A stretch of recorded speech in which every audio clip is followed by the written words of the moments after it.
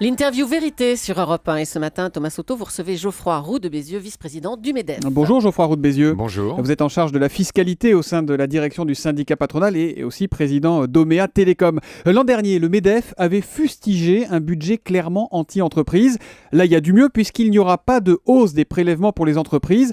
C'est pas rien, ça, vous devez être content ce matin. C'est pas tout à fait exact. Il y a 2,5 milliards d'impôts supplémentaires avec la création d'un nouvel impôt sur ce qu'on appelle l'EBE, l'excédent brut d'exploitation. On ne connaît pas encore le Qui va en remplacer un autre, l'imposition forfaitaire annuelle.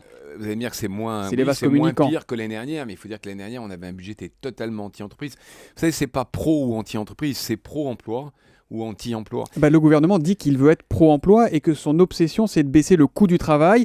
Et de fait, grâce au crédit impôt compétitivité emploi, Jean-Marc Ayrault a annoncé une baisse de 4% du coût du travail pour toutes les entreprises. Ça, c'est bien. Alors oui, le CICE, c'est une bonne mesure. Elle est annoncée depuis le début de l'année, donc ce n'est pas une nouvelle mesure. Ça ne va pas assez loin. On a 50 milliards d'euros d'écart de coût du travail entre nous et l'Allemagne. Je ne parle pas de la Chine ou des pays émergents. Il faut aller simplement beaucoup plus loin. Mais on ne peut pas y aller d'un jour à l'autre, Geoffroy Roux de Bézieux. On ne peut pas y aller d'un jour à l'autre, mais il y a 3 millions de chômeurs, donc il faut aller vite. Et je trouve que ce budget, nous trouvons au MEDEF que ce budget est très insuffisant.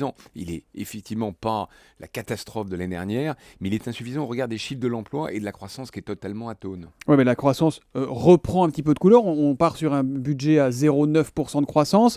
Ça va quand même dans le bon sens. Vous avez lu Libération avant-hier, le président des patrons, titré Libé. Vous vous reconnaissez pas là-dedans? Vous n'avez pas l'impression que vous êtes quand même plus écouté qu'auparavant? On est écouté, on n'est pas toujours entendu. Et je crois Parce que vous n'êtes pas seul non plus. Mais c'est pas pour les patrons, pour les employés, contre les patrons. Les seuls créateurs d'emplois en France, ce sont les entreprises. Donc, quand on fait quelque chose pour les entreprises, quand on diminue les taxes, on crée des emplois. Il ne s'agit pas de savoir si Hollande est pour ou contre. Donc ça, évidemment, créer des emplois, tout le monde est d'accord là-dessus. Cela dit, il faut trouver de l'argent. Aujourd'hui, il y a des déficits qui sont abyssaux. La France doit les résorber. Tout le monde doit participer. On ne peut pas simplement asphyxier les ménages. Eux vont voir leurs impôts augmenter l'année prochaine.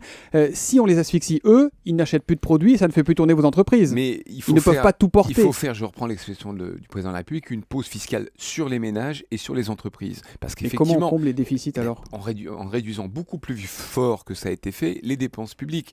Alors on nous parle là, de 15 milliards. Là, il y a 15 millions d'économies. 15 milliards, 15 pardon. milliards, oui, 15 millions, ça serait milliards. pas beaucoup. C'est pas 15 milliards d'économies, c'est un ralentissement de la hausse, mais n'oubliez pas que la dette de la France... 15 milliards de dépenses en moins, en tout cas. La dette de la France va continuer à progresser, malheureusement, l'année prochaine. Regardez ce qu'ont fait les Anglais. On a beaucoup critiqué le gouvernement britannique qui avait coupé très fortement les dépenses publiques. Mais la croissance repart à 1,7% l'année prochaine. Donc effectivement, quand on a 57% de dépenses publiques sur le PIB, comme en France, qui est le record... C'est 1200 milliards à peu près, les dépenses publiques. Et donc, pour remettre en proportion, on va économiser 15 milliards l'année prochaine. Voilà, on peut largement faire mieux que ça. Alors, ça va dans le bon sens, mais il faut aller plus fort et plus vite. Il y a des mesures qui sont intéressantes, comme la création d'un compte PEA-PME de 75 000 euros, qui sera investi directement dans les PME et dans les entreprises de taille intermédiaire. Jean-François Roubaud, lui, le patron de la CGPME, il est content. Il dit le climat change, l'écoute est sincère. Écoutez, l'écoute est sincère, ça je ne le nie pas. Le climat change peut-être, mais pas du tout à la hauteur de la violence de la crise. Encore une fois, plus de 3 millions de chômeurs, une croissance de 0 quelque chose 0,9 pour l'année prochaine, 0,1 cette année. Prochaine, mais moi je regarde la vraie croissance. Ouais. Celle de cette année, on est à 0,1, 0,2, 0,3. Donc ce gouvernement est à l'écoute, mais ne va pas assez vite et assez fort là où il faut aller. Alors Geoffroy Roux de Bézieux, j'ai mis la main sur un rapport parlementaire qui date du mois de juillet et qui montre qu'il y a un écart de 8 à 10% entre les grands groupes et les PME quand il s'agit de payer ces impôts. Est-ce qu'aujourd'hui, ceux qui s'en sortent le mieux, c'est-à-dire les grands groupes du CAC 40, ne doivent pas participer davantage et arrêter d'essayer de faire de l'optimisation fiscale ? Alors, ce rapport fait un raisonnement en pourcentage du chiffre d'affaires, mais c'est pas le bon raisonnement. Ce qu'il faut regarder, c'est globalement les autres. C'est jamais le bon raisonnement quand il s'agit de payer. Ça, mais si vous me laissez juste finir, c'est pas le bon raisonnement. Pourquoi ? Parce que c'est le raisonnement sur les impôts payés en France. Il faut regarder les impôts payés dans le monde entier. Et quand on regarde globalement la fiscalité des grands groupes, quand ils payent des impôts aux États-Unis, payent des impôts en Angleterre, mais parce qu'ils s'organisent pour aller payer les impôts ailleurs, là où c'est plus intéressant pour eux. C'est ce qu'on appelle l'optimisation fiscale, précisément. L'optimisation fiscale, c'est légal et c'est aux États de faire une fiscalité harmonisée en Europe. Maintenant, juste pour le point de savoir si les PME payent ou pas plus d'impôts, vous savez que ce projet de budget, une fois de plus, fait un seuil, puisque en dessous de 3 millions d'euros, un certain nombre d'impôts sont supprimés.